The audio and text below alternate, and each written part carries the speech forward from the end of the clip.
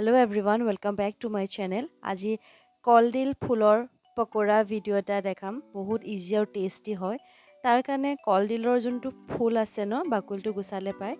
সেই ফুলটোৰ মাজৰ যোনটো অংশ এনেকৈ যোনটো মেছৰ কাঠি নিচিনা থাকে সেইটো ছিঙি পেলাই দিব লাগে।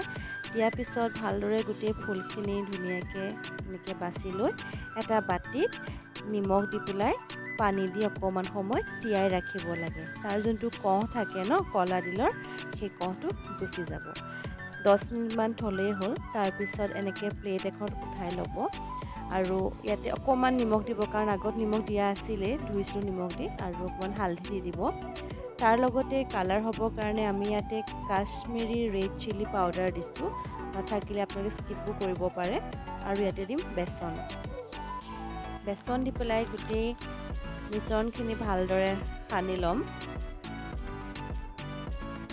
কমিলে আৰু অলপ বেচন দি দিব পাৰে। ইয়াতে অকণমান পানী দিব, পানী দি পেলাই গোটেইখিনি ভালদৰে সানি ল'ব। আৰু তাৰপিছতে কেৰাহী এখন বহাই দিব, কেৰাহীটো গৰম হ'বলৈ দিব। গৰম হ'লে ইয়াতে তেল ঢালি দিব। তাৰপিছত ভালদৰে তেলটো অকণমান গৰম হোৱাৰ পিছতে ইয়াতে পকৰাখিনি দি দিব, ফুলখিনি, আৰু ভালকৈ লুটিয়াই পেলাই ভাজি ল'ব।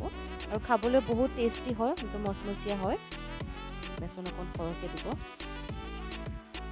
এনেকৈ দুইফালে দি পেলাই খুব বেছি 3-4 মিনিটমান ভাজিলেই হৈ যাব। আৰু এয়া আমাৰ পকৰা ৰেডি হৈ গৈছে। এইটোৱে আছিলে একদম চিম্পল আৰু সহজ ৰেচিপি। কেতিয়াবা ট্ৰাই কৰিবচোন, আশা কৰোঁ ভাল পাব। আৰু যদি ভাল পায়, নতুনকৈ আহিছে চেনেলটোলৈ ছাবস্ক্ৰাইব কৰিব নাপাহৰিব, লাইক শ্বেয়াৰ কমেণ্ট কৰিব। আকৌ লগ পাম এটা নতুন ভিডিঅ'ৰ লগত।